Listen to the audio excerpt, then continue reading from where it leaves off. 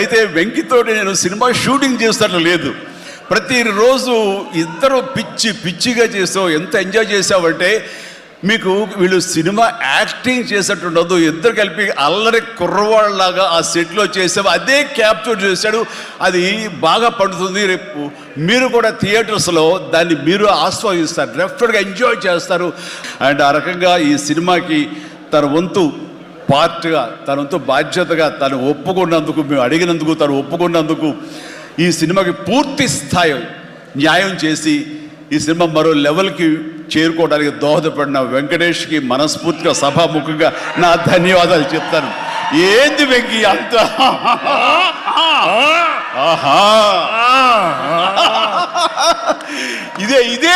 ఇదే సరదా.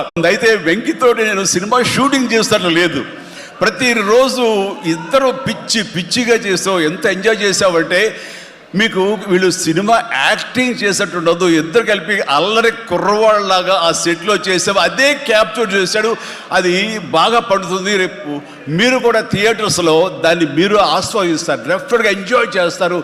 అండ్ ఆ రకంగా ఈ సినిమాకి తన వంతు పార్ట్గా, తన వంతు బాధ్యతగా తను ఒప్పుకున్నందుకు, మేము అడిగినందుకు తను ఒప్పుకున్నందుకు, ఈ సినిమాకి పూర్తి స్థాయి న్యాయం చేసి ఈ సినిమా మరో లెవెల్కి చేరుకోవడానికి దోహదపడిన వెంకటేష్కి మనస్ఫూర్తిగా సభాముఖంగా నా ధన్యవాదాలు చెప్తాను.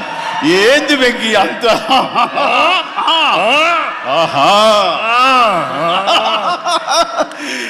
ఇదే సరదా.